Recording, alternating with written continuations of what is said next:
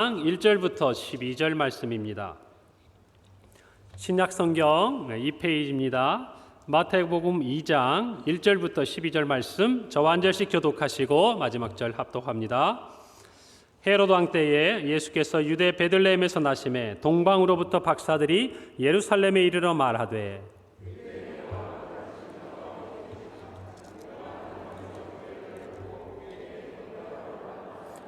헤로드 왕과 온 예루살렘이 듣고 소동한지라.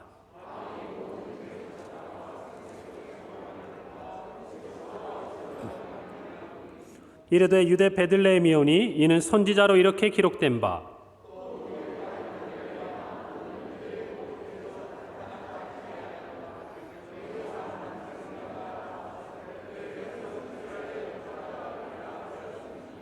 이에 헤롯이 가만히 박사들을 불러 별이 나타난 때를 자세히 묻고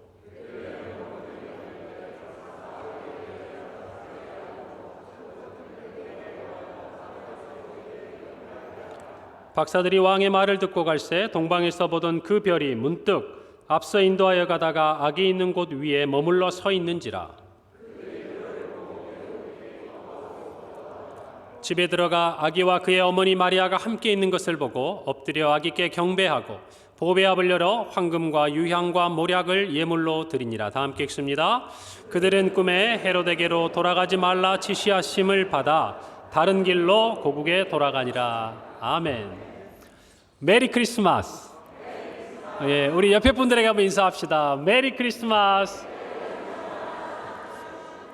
그래, 오늘 예배 마치고 나가는 때도 여러분 메리 크리스마스 손을 들고 여러분 기쁘게 인사하는 하루가 되기를 바랍니다. 제가 1부 예배 마치고 메리 크리스마스 했더니 저는 메리 크리스마스 하고 우리 성도님들은 고개를 이렇게 숙이시더라고요. 그래서 2부 때는 미리 얘기해야겠다 이 생각이 들었습니다. 어제 정말 이렇게 감사하고 기쁨이 하나 있는 자리였는데요. 제가 하나 기억나는 시간이 있어요. 어제 우리 사회를 보신 오한우 목사님이 중간중간에 재밌는 퀴즈도 내고 이렇게 상도 주고 했는데요. 이런 질문 하나 있습니다. 여기 현장에 있는 분 중에 내가 가장 연장자다 생각하는 사람 앞으로 나오세요. 먼저 나오세요. 막 이랬거든요. 그랬더니 우리 5살 난 친구가 나온 거예요. 제일 먼저 앞으로. 그래서 목사님 물어본 거예요. 몇 살이에요? 그랬더니 5살이요. 그런 거예요. 자, 그러니까 목사님 물어봐야죠. 자, 5살보다 더 많으신 분 안 계세요? 그랬어요. 나왔을까요? 안 나왔을까요? 아무도 안 나왔대요. 그러면서 야, 우리 교회 성도들 너무 멋지다. 우리 교회 성도들은 오늘 이후부터 다 5살 미칩니다. 그러니까 우리는 젊은 교회가 아니에요. 어린 교회입니다. 어린 교회. 하나님 앞에서만큼은 5살 어린아이보다 더 어린 그런 우리 교회 성도들이 모두 되시는 줄 믿습니다. 우리 그런 마음으로 평생 하나님 앞에 나아가길 바랍니다. 지난 한 주간 제가 이제 이렇게 많은 분들에게 좀 받은 그 메리 크리스마스 또 성탄을 축하하는 여러 가지 SNS에 문자들이 있는데요. 사진 중에 아주 공통적으로 저에게 몇 개 온 게 있었습니다. 어디서 찾은 것 같은데 우리나라의 성탄 트리, 성탄 목이 있는 아주 화려한 그곳을 한 10장 정도가 이렇게 쫙 붙어 있는 이 이미지를 저한테 몇 분이 여러분이 보내주시더라고요. 보니까 이야, 의리의리하고 너무너무 멋진 거예요. 그래서 제 마음속으로 야, 올해가 가기 전에 여기 성탄절 트리 보러 다니는 것도 하나의 여행이 될 수 있겠다 이런 생각이 들었는데 저는 못 갈 것 같아요. 그럴 것 같은데 혹시 도전하고 싶은 분들은 도전해 보시기를 바랍니다. 자, 그래서 제가 그 중에 한 분에게 저희 교회 성탄전 트리, 그 성탄 트리 앞에 있죠? 그걸 제가 새벽에 찍은 사진 하나 보내드렸습니다. 제 마음속에 최고의 트리는 여기 있어요, 문 앞에. 맞죠? 맞습니다. 그래서 그렇게 했는데 어쨌든 그런 여러 핫플이 있지만 핫플레이스가 있지만 뭐니 해도 오늘 이 세상에서 가장 최고의 핫플레이스는 어딜까요? 우리나라가 아니에요. 어디 있다? 이스라엘에. 그 중에서도 어디? 베들레헴, 예루살렘이라고 그러더라고요. 일부 예배 때 보니까.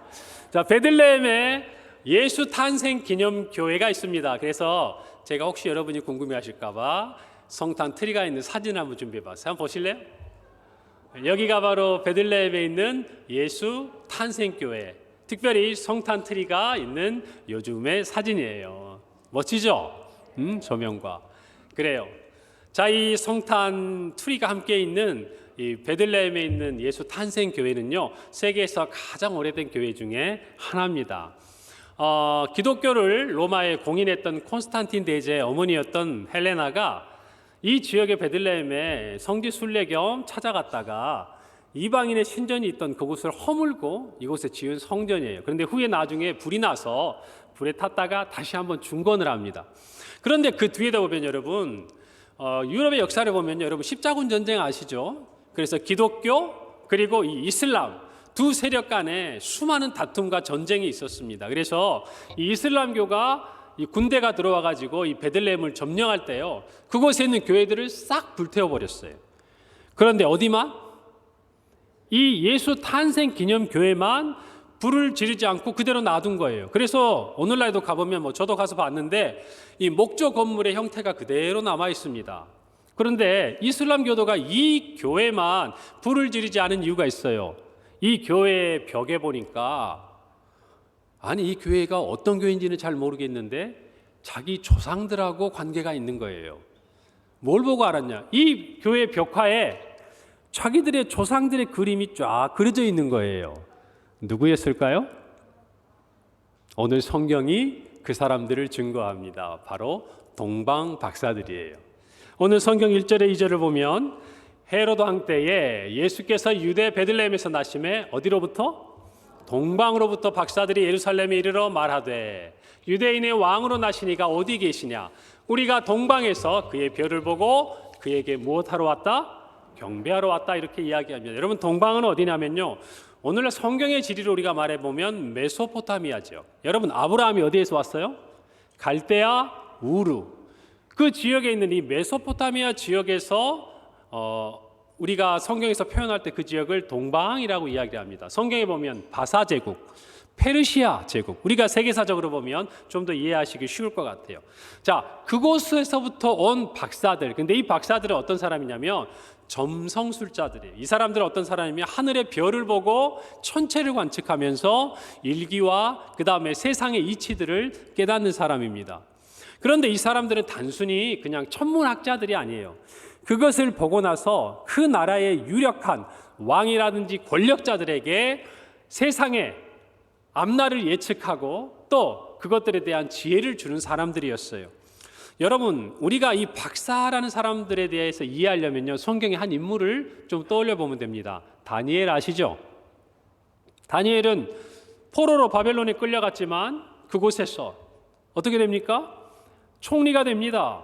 그리고 놀라운 지도자로 사는 삶을 우리는 살펴보고 그는 미래에 일어날 일들을 예언하게 되죠. 다니엘서 2장 48절은 이렇게 기록하고 있어요. 왕이 이에 다니엘을 높여 귀한 선물을 많이 주며 그를 세워 바벨론 온 지방을 다스리게 하며 또 바벨론 모든 지혜자의 어른을 삼았다 그랬어요. 누구의 어른을 삼았다?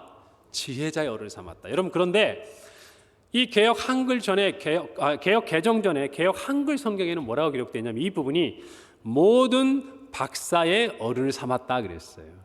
그러니까 이 박사가 오늘날 학사, 석사, 박사의 의미가 아니에요.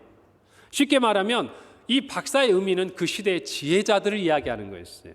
여러분, 그러니까 이 동방 박사들이 그냥 별 보고 할 일 없는 사람들이 온 게 아니라 그 나라에서 그 지역에서 영향력이 있었던 지혜로운 사람들이 그 별을 보고 왕이 탄생하는 것을 나타내는 별인 줄 알고 지금 예수님에게까지 왔다는 걸 우리가 알아야 됩니다. 오늘 2절 말씀에 보니까 그들이 말합니다. 헤로드 왕궁에 왔어요. 그리고 유대인으로 왕으로 태어나시니가 누구냐?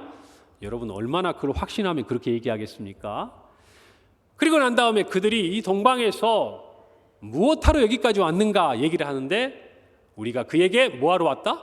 경배하러 왔다라고 이야기를 하는 것이에요. 여러분, 이 성탄의 정말 시간, 이 성탄 주일에 저와 여러분에게 해야 할 가장 중요한 일이 무엇인지를 이 박사들이 가르쳐 주는 거예요.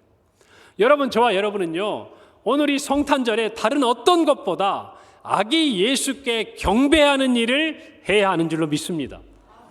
그것을 위해 동방 박사들이 멀리서 온 것처럼 저와 여러분도 하나님 앞에 나와서 아기 예수가 이 땅에 오심을 예배하고 경배하는 오늘 이 일에 참여한 우리 성도들 모두는 오늘 성탄절을 가장 뜻깊고 의미 있게 보낸 줄로 확신하는 것이에요. 우리가 아기 예수께 경배하러 이 자리에 왔는데 오늘 이 말씀 가운데서 한번 우리 자신의 예배자로서의 모습을 점검해 보기를 바랍니다. 여러분 오늘 성경에 보면요, 동방박사들에 대해서 이야기를 하는데 오늘 1절에 보니까 그가 헤로드 왕궁에 갔을 때 그 반대편에서 이 동방박사들과는 전혀 다른 모습을 가진 사람들이 나타나요. 그가 누구냐면 헤로드 왕이고 또 누구냐면 대제사장이고 또 누구냐면 서기관들이었어요. 그들과 성경은 이 동방박사들을 비교하면서 우리가 어떤 모습으로 어떤 자세로 하나님 앞에 나가야 할 것인지를 분명하게 가르쳐 줍니다. 한번 우리 점검해 봅시다. 자, 첫 번째예요. 2000km, 10km. 자, 몇 킬로미터와 몇 킬로미터요? 2000km. 여러분, 동방에 있는 이 메소포타미아 지역에서 베들레헴까지 오는데 이 거리가요, 약 한 2000km입니다. 그 당시에는 직선 도로가 없잖아요. 그리고 그곳에서 지나오는 길은요, 사막과 또 광야의 척박한 땅이기 때문에 그때 당시에 이 제국이 이스라엘에 있는 지역까지 오려면요, 왕의 대로라는 길을 따라왔는데 그 대로는 멀리 이 사막과 광야를 돌아서 오는 길이었어요. 이 박사들도 그 길을 따라왔을 텐데 여러분 그 길이 얼마라고요? 2000km. 그 먼 길을 왔단 말이에요. 무엇하기 위해서? 예수님께 경배하기 위해서. 자, 그렇다면 10km는 어디서 어디의 거리일까요? 질문을 다시 해볼게요. 헤로드 왕궁이 있는 예루살렘에서 베들레헴까지 거리는 몇 킬로미터 정도 될까요? 왜 이렇게 확신이 없습니까? 이거 다 가르쳐주고 하는 거잖아요. 10km가 채 안 됩니다. 그런데 여러분, 이 예루살렘에 있던 헤로드 왕과 대제사장과 서기관들은 아기 예수께 경배를 했습니까? 안 했습니까? 안 했어요. 여러분, 우리가 아기 예수님께 경배하기 위해서 넘어야 될 장애물이 있어요. 그런데 그것들은요, 대부분 물리적인 요소보다는 심리적인 요인이 커요. 쉽게 말하면 우리가 우리를 돌아보면 알 수가 있어요. 아무리 멀어도 기쁘게 가는 길이 있습니다. 아무리 힘들어도 즐겁게 가는 길이 있어요. 포기해야 하고 포기하고 싶어도 내가 그것을 끝끝내 붙들고 걸어가는 길이 있습니다. 누가 시키지도 않아도. 반대로 아무리 가까워도 가지 않는 길이 있어요. 그리 큰 대가를 치르지 않아도 되는데도 굳이 가기 싫은 길이 있습니다. 자꾸만 포기하고 싶은 길이 있어요. 여러분, 이 모든 것 마음먹기에 달린 거예요. 오늘 동방박사들과 이 헤로드 왕과 대제사장과 그리고 서기관들은 비록 박사들은 2000km 그 먼 길을 왔지만 그들은 그 길을 기쁘게 왔어요. 소망을 가지고 왔어요. 기대를 가지고 왔어요. 포기하지 않고 왔어요. 그러나 헤로드 왕과 대제사장과 서기관들은 가까운 길이었음에도 가고 싶어 하지 않았어요. 가지 않았어요. 그냥 포기해버렸어요. 심지어는 그 박사들에게 헤로드 왕은 물론 다른 목적이 있었지만 나중에 가보고 그곳에 있으면, 그곳에 아기 예수 유대인의 왕이 있으면 와서 알려달라고 이야기합니다. 여러분, 이 차이는 물리적인 거리의 차이가 아니라 마음의 차이예요. 여러분, 예배도 마찬가지. 우리가 하나님 앞에 나와 경배하고 예배하기 위해서 우리는 이런저런 이유가 있을 수 있습니다. 그러나 한번 잘 생각해 보세요. 그게 정말 우리가 이겨내지 못할 이유인가요? 그게 정말 우리가 하나님 앞에 나와서 예배함에 극복하기 어려운 문제인가요? 정말 멀리 떨어져 있는 거리만의 문제인가요? 아니요. 어쩌면 저와 여러분의 대부분의 마음의 거리가 이곳으로부터 멀어졌기 때문 아닙니까? 여러분, 우리가 내려놓음이라는 책을 쓰신 이용규 선교사님 아시죠? 하버드 대학을 졸업하시고 그가 몽골에 선교사로 있을 때 그 이야기들을 기록한 그 내려놓음이라는 책, 저도 개인적으로 제가 사역을 할 때 한번 저희 집회 강사를 모신 적이 있어요. 정말 겸손하시더라고요. 그런데 그분이 쓴 이 내려놓음이라는 책에 보면 이런 이야기가 있어요. 그가 베르 지역이라는 데서 예배 초소에서 예배를 드리는데 갑자기 예배 드리려고 하는데 벌러르라는 이름이 좀 특이하죠. 한 자매가 땀범벅이 돼가지고 교회에 막 뛰어 들어오는 거예요. 이 자매는 얼마 전에 듣지 못했던, 듣는 데 있어서 장애가 있었던 자매였는데 하나님의 기적 같은 치유로 회복이 된 자매였어요. 그런데 이 자매가 정말 이곳에 땀을 흘리고 들어오는 그 이유를 물으니까 뭐라고 대답을 하냐면, 그녀가 소를 키우다가요, 그만 소를 잃어버렸어요. 여러분, 우리나라 사회에서도 이 소가 굉장히 귀하지만 몽골에서도 소는 얼마나 귀합니까? 그런데 그녀가 예배 몇 시간 전에 이 소를 잃어버리고 막 땀을 흘리며 따라다니다가 찾다가 못 찾았어요. 그런데 깨달은 거예요. 예배 시간이 다 된 거예요. 그래서 이 여인이 소를 찾는 것을 포기하고 뛰어서 늦지 않으려고 예배당까지 온 거예요. 그리고 만난 거예요. 이 이야기를 듣고 선교사님의 마음에 얼마나 이 여인의 믿음이 귀합니까? 그래서 하나님 꼭 그 소를 찾게 해주세요 라고 기도를 하고 예배를 드렸어요. 여러분, 그런데 예배가 끝나는데 예배당 밖에서 소 울음소리가 들리는 거예요. 여러분, 누구 소였을까요? 누구 소? 그렇지, 다른 사람 소면 제가 얘기를 안 하죠, 이 얘기를. 여러분, 이건 싫어합니다. 그가 책 가운데 소개하는 이야기인데요, 이 벌러르라는 여인은 예배도, 하나님 앞에 예배를 우선적으로 섬길 때 그의 잃어버린 소도 찾을 수 있었던 거예요. 사랑하는 성도 여러분, 만약 우리라면 어땠을까요? 저라면 어땠을까? 하나님이 이번엔 양해해 주시지 않을까? 저는 여러분에게 무엇인가 부담을 드리고 싶은 게 아닙니다. 한번 돌아보자는 거예요. 우리는 무엇 때문에 하나님 앞에 예배하는 일을 주저하고 있는가? 우리는 어떤 이유 때문에 하나님 앞에 나와 예배하는 일에 있어서 어려움을 겪고 있는가? 여러분, 그 환경적이고 물리적인 문제가 아니에요. 우리의 마음의 거리가 멀어졌기 때문이에요. 이것을 이겨내는 저와 여러분이 되기를 바랍니다. 여러분, 이 물리적인 거리가 멀면 멀수록요, 은혜는 더 배가 되는 줄 믿으시기 바랍니다. 10km를 달려와서 예배하는 것도 귀해요. 그러나 여러분, 그 2000km 먼 길에 와서 아기 예수 얼굴 보고 그가 준비한 예물 드리고 다시 얼마를 가야 돼요? 2000km를 가야 됩니다. 그 한 번의 예배가 그들의 인생의 마지막 예배처럼 그렇게 찾아와서 예배하는 이 박사들의 돌아가는 발걸음은 어땠을까요? 내가 유대인의 왕으로 나신, 아니 유대인인지도 몰랐겠죠, 왕으로 나신 그 왕을 만나기 위해 별 하나 보고 여기까지 찾아왔는데, 여러분, 2000km의 수고가 눈 녹듯이 사라지는 거 아닙니까? 만났잖아요. 경배했잖아요. 자기들이 준비한 예물을 드리고 돌아가잖아요. 여러분, 그런 2000km를 돌아가는 그들의 마음속에는요, 10km를 왔다 가는 사람과는 비교할 수 없는 기쁨이 있는 거예요. 여러분, 우리도 예배 드릴 때 그래요. 우리가 예배의 자리에 나올 때 무엇을 희생하고 포기하고 왔느냐에 따라서 예배는 달라져요. 제가 부끄러운 간증 하나 할까요? 제가 신병으로 교회, 이렇게 군대에서 교회를 가는데 어느 날 정말 좋은 고참이에요. 후임병들 생각해주고 우리 편에 얘기해주는 고참이 저한테 불러서 얘기하는 거예요. 하중아, 이번만 안 가면 안 되냐? 내일부터 대대 연합훈련이 있는데 장비를 좀 정비해야 되는데 늘 가던 거니까, 믿음이 없는 고참이니까 오늘 하루만 좀 같이 일하자, 좋게 얘기하는 거예요. 제 마음에 막 갈등이 생겨요. 왜? 나도 군인이잖아요. 제가 안 하면 누군가는 일을 해야 되잖아요. 그런데 그 고참의 얼굴 보면서 제가 그때 그래도 내가 예배를 포기할 수가 없었어요. 그랬더니 싫은 내색을 하더라고요. 그리고 난 다음에 그동안 따뜻했던 그 고참이 굉장히 냉정한 표정으로 돌아서는 거예요. 제가 교회 갔다 오면 어떻게 될까요?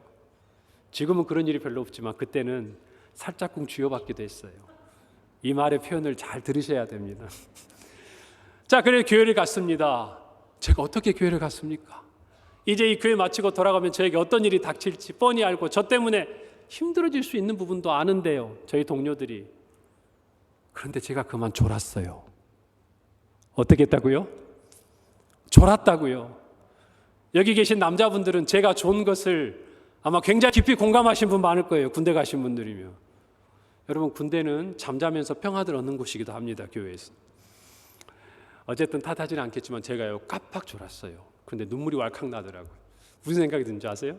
내가 어떻게 여기로 왔는데 내가 어떻게 여기로 왔는데 졸고 있냐? 눈물이 나더라고, 진짜요. 여러분, 그리고 남은 시간 하나님께 예배드리고 돌아가는데요, 여러분, 그때 그 예배의 기억이 아직도 제게 생생합니다. 하나님 앞에 무엇인가 많은 것을 내려놓고 그 어려운 환경들을 극복하고 나오시는 성도님들은요, 평안한 가운데 나와 예배하는 분들은 이해할 수 없고 누릴 수 없는 하나님과의 깊은 예배의 감격이 있는 거예요. 여러분, 그걸 아셔야 됩니다. 우리 모두가 예수께 경배하고자 하는 오늘 이 시간, 이것들을 회복하기를 바랍니다. 마음의 거리를 좁히시기를 바랍니다. 두 번째예요. 한번 따라서 봅시다. 별과 언약이에요. 성도 여러분, 동방 박사들은 뭘 보고 왔어요? 별을 보고 2000km를 왔습니다. 그런데 가까이에 있던 헤롯 왕, 그리고 대제사장과 그리고 서기관들은요, 별이 아닌 하나님의 언약의 말씀이 있었어요. 여러분, 별을 생각해 보세요. 별이 그냥 24시간 주구장창 떠 있습니까? 아니에요. 별은 낮이면 보이지 않아요. 밤에만 드러나요. 그나마 그 별이 날이 흐리면 어떻습니까? 잘 안 보입니다. 여러분, 그러니까 이 동방 박사들은 보였다 사라졌다, 보였다 사라졌다, 그 희미한 것을 붙들고 얼마로 온 거예요? 2000km를 온 거예요. 자기들이 진짜 이 끝에서 왕으로 태어나신 그분께 경배하겠다는 분명한 확신이 있었지만, 그러나 그들 눈의 별은 보였다 사라졌다, 보였다 사라졌다 하는 거예요. 여러분, 그러나 이 헤롯 왕과 대제사장과 서기관들에게는 오늘 성경 5절에서 6절에 보니까 분명한 약속의 말씀이 있었어요. 이르되 유대 베들레헴이오니 이는 선지자로 이렇게 기록된 바, 또 유대 땅 베들레헴아 너는 유대 고을 중에서 가장 작지 아니하도다. 내게서 한 다스리는 자가 나와서 내 백성 이스라엘의 목자가 되리라. 미가서 5장 2절의 말씀을 분명히 그들은 기억하고 있었어요. 알고 있었어요. 그런데 그들은 경배했습니까? 안 했습니까? 안 했습니다. 놀랍게도 동방 박사들은 자기들의 지식에 근거하고 자기들의 지혜에 근거한 그 보였다 보이지 않는 불확실한 별을 보고도 이 길을 찾아와 예배를 했는데, 하나님의 분명한 약속의 말씀을 알고 있고 가지고 있고 기억하고 있는 그들, 놀랍게도 믿지 않아요. 놀랍게도 믿지 않습니다. 그러니까 예배하지 않는, 경배드리러 가지 않는 거예요. 가까운 길임에도 2시간만 가면 되는 길임에도 안 가요. 사랑하는 성도 여러분, 예수님께 경배하기를 원합니까? 하나님께 예배하기를 원합니까? 말씀 안에서 확신하시기를 바랍니다. 그 말씀대로 믿고 순종하시기를 바랍니다. 우리는 말씀을 통해 하나님을 알아갑니다. 그리고 그 말씀을 통해 우리의 예배를 받으시기를 원하시는 하나님을 만납니다. 여러분, 그래서 시편 119편에 103절에서 주의 말씀은 내게 꿀보다 더 달다고 이야기하고, 이어지는 105절 말씀에서 주의 말씀은 내 발의 등이고 내 길의 빛이라고 이야기해요. 등이 비추면, 길이 내 앞에 비치면 걸어가는 거예요. 서 있는 것이 아닙니다. 예배하러 가야 합니다. 하나님의 말씀이 우리를 인도하는 거예요. 사랑하는 성도 여러분, 우리는 말씀을 믿습니다. 알고 있습니다. 곧고 계십니까? 예배의 자리로 나오고 있습니까? 하나님 앞에 아기 예수께 경배드리고 있습니까? 오늘 이 성탄의 시간에 우리 모두가 다시 한번 돌아보기를 바라요. 나는 아는 데서 그치는 것이 아닌가? 오늘 2023년 이제 돌아오는 모든 주일에는 우리가 이 기쁨을 가지고 하나님께 예배하는 은혜가 있기를 바랍니다. 세 번째로 믿음과 욕심이에요. 믿음과 뭐라고요? 욕심이라. 동방 박사들은요, 어쩌면 부족한 믿음이에요. 하나님에 대해서 알지도 못한 그 연약한 믿음일 수 있어요. 그런데 그들은 그것을 믿고 행동했습니다. 다 내려놨어요. 다 포기했어요. 자기들이 그곳에서의 삶을 다 내려놨어요. 여러분, 이 여행이 언제 끝날 줄 알 수 있습니까? 어디가 최종 목적지인지 알고 있습니까? 아니에요. 얼마가 걸릴지 몰라요. 여러분, 그들이 여기까지 오는데 2000km면 최소 4개월에서 5개월, 그 이상의 시간이 걸립니다. 여러분, 그런데 그들이 그 전부터 별을 연구하다가 그것을 찾고 그 길을 걸어오고 있어요. 뭐를 믿고? 그 별을 향한 자신들의 지혜를 믿어요. 그 별이 보여주는, 자기들에게 들려주는 그 메시지를 듣고 오는 것입니다. 여러분, 이것이 믿음이에요. 갈 곳도 모릅니다. 얼마 걸릴지도 모릅니다. 그리고도 걸어옵니다. 끝까지 가요. 여러분, 우리는 아브라함을 기억합니다. 그는 히브리서 11장 8절에 믿음의 사람으로 이렇게 기록되어 있죠. 믿음으로 아브라함은 부르심을 받았을 때에 순종하여 장래 유업으로 받을 땅에 나아갈새 갈 바를 알았다 몰랐다? 몰랐다는 거예요. 모르고 나아갔다는 것입니다. 사랑하는 성도 여러분, 우리는 하나님 앞에 나올 때 이와 같은 믿음으로 나오는 것이에요. 다 몰라도 예배할 수 있습니다. 성경의 지식이 부족해도 예배할 수 있습니다. 단 하나, 하나님이 이 자리에 내가 오기를 기뻐하시는 것을 믿고 나아간다면 저와 여러분들은 하나님에 대해 많은 걸 몰라도 예배의 자리에 참여할 수 있는 것이에요. 이제 알아가면 되는 것입니다. 마침내 우리는 아기 예수를 만나게 될 것입니다. 하나님에 대한 지식을 갖게 될 것이고 하나님의 영광을 보게 될 것이기 때문입니다. 여러분, 그러나 헤롯 왕과 대제사장과 그리고 그 많았던 서기관들은요, 욕심 가운데 있었어요. 어떤 욕심인 줄 아세요?